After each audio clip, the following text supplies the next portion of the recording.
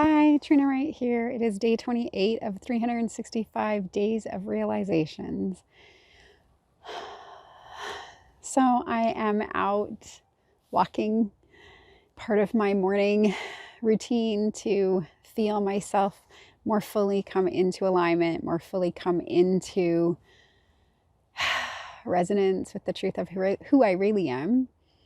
And I wanted to share an interesting thing that happened today in meditation. I felt this presence. And it's so interesting because it wasn't like a presence that came from outside of me. I wouldn't call it God or infinite. It was just like this rush of well-being that kind of flowed through me as I sat with no thought or as little thought as I could have. And it was like as if I took a heavy coat off, or as if,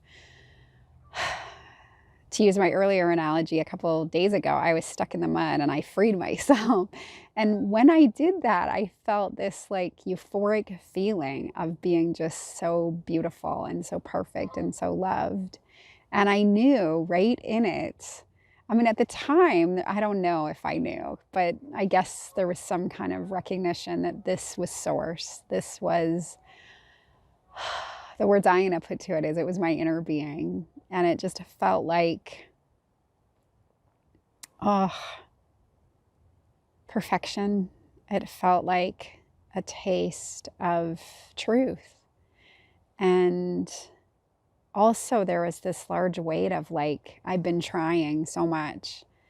I've been trying to, even though I didn't mean to, and even though I understand that we never get it done and we never get it wrong, and it's about the joy of our beingness and about expressing more of our sourceness through our experiences.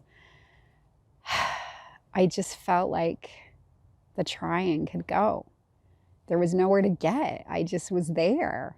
But it wasn't a there that I wasn't always there. It's so just hard to capture in words. And I also felt this clarity that it is true. My inner being is just always right there. My inner being will never stop calling me, will never stop loving me. And what's so interesting is anything that I need to change isn't because I need to change it so I can be loved. I mean, that's what we think about when we think about humans. We think about, well, if I'm this or if I'm that, or if I do this or I do that, if I do this nice thing, if I go this place with them, if I say these nice words, well, then they'll love me. And so much of our relationships are sort of co-opted by that feeling of just like, yes, I want to love you, but I also really am seeking this love back in me. And I think especially our most intimate relationships get clouded in that. And this felt like this pureness of like, exactly as I stand, no matter what, in any moment. It doesn't matter if it's my highest, best, fully aligned moment, fully attuned moment, fully I know I'm love moment, or if it's like a moment where somehow I was in the forgetting and I forgot that and I'm raising my voice at my kid or being impatient or dismissive with my child or someone else, or even myself. I'm not forgiving myself, or I'm holding myself in judgment.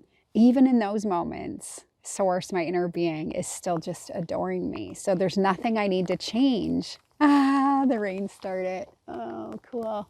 There's nothing I need to change so that my inner being or source will love me. It's more that for me to feel the love that source is flowing to me, I need to decide what that's going to look like. I need to not decide what it's going to look like, but I need to be attuned to it. I need to be in the right place to experience that. And if I'm thinking a whole bunch of thoughts and I'm feeling that judgment about myself, well, then I can't feel the love that is right there for me. That sense of 100% full on worthiness, loving myself full. And I know that it's my birthright. I know that it is who I am as source expressing in this body. And that I left that counterpart for me to come into being with, merge with over and over and over again, to take me to the highest place. That's the journey of just coming back to that, what is home. It's like I'm this adventurer out on the physical path and I'm traveling, but I always have my trusted little, call it a little fairy, call it this source energy, call it whatever you want to call it. I like inner being right there with me. And as I navigate this land and I figure out what feels good and what doesn't feel good, I bounce it off that inner being, and that inner being goes and takes the bounce and then calls me forth, and over and over and over. And there's nothing that I need to do. And that's what's so refreshing about this. There's nothing I need to do.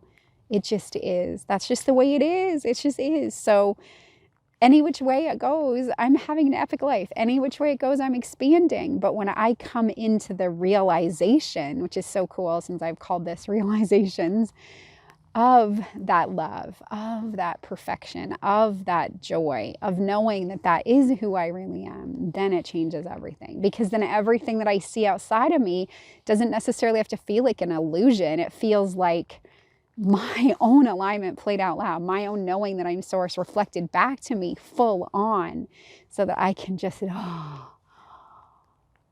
fall into that and fall back into my inner being, because that's what I am, and that's what blending feels like to me. And I so love that contrast came and rain fell on my head. And how cool was that? It's the third time today that I felt this rain come, and this reminder that it's not that it's not that. The contrast is always going to be here. The things that I think I don't want are always going to show up to some degree. And part of that is because they're the catalyst to call me back to that knowing, back to that knowing that I don't have anything to prove, that I don't have anything specific that I have to do, that I just am, and that I expand more and more and more as I choose to be conscious in how I spend my time in my life, as I choose to feel the fullness that I can have anything I want and then lend myself with it and be in that. So I invite you to go for a walk with yourself, with your inner being, play with that, fall in love with yourself through your inner being. I'll share more about that in the days to come. Bye. Hi. So I just want to share as an add-on to my other video, and I'm going to be figuring out how to put those two things together, which will be so fun and creative, that when I finished my last video and I started to walk away, I saw this little child with her grandfather, and the rain had started again. And we spoke about that for a brief second, and she just kind of did a little dance in the rain, and she said that the rain feels so neat on my nose. And then she stuck her tongue out, and I thought, thank you so much. That was the evidence of what I was talking about. That is just the delight in the being here, and the being in joy, and the being joy. And I took it as if that was my inner being just reminding me that there's nothing serious going on here, that it really is just all about playing and remembering, but keeping the remembering fun. And it's not that hard to remember. I am love. I am joy. I am presence. I am love, love, love. And I am loved so much. And when I tune into that love that flows through me for just being, then I can ooze it all over the place. And I feel it's like this sort of like lava that's not hot, but this sort of, that's the texture that is, and it just oozes over the land in front of me and infuses it with love, so that every step I take is filled with that love of my inner being, and activates the love around me so that I can then see it. And I was also wanting to just add quickly that idea that my inner being, just as we look at other people and we can pull out of them the aspect of them that we focus on, that's what our inner being is doing for us. Isn't that cool?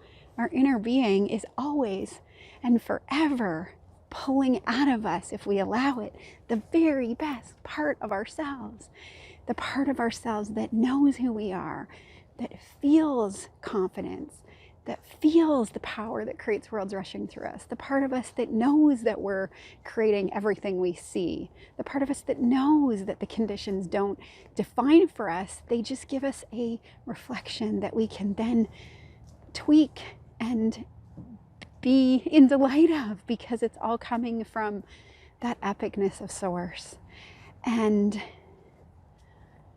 holding us in that shining, radiant light of perfection and source. And it makes it If we allow that, if we tune into that, and that's what I see part of meditation as being, an invitation to tune into that knowing of who you are, then in every moment we're being invited to live from that place, to know ourselves as that energy, to see ourselves as Source sees us, to see ourselves as a manifested expression of Source energy, and then to see everyone else around us as that too. And that in and of itself changes everything, not because it necessarily changes what we see, the conditions, though inevitably it will, not because we need that, but because that's just the beautiful dance of creation, that we see it in ourselves, we know it as who we are, we accept it, we love it, we delight in it,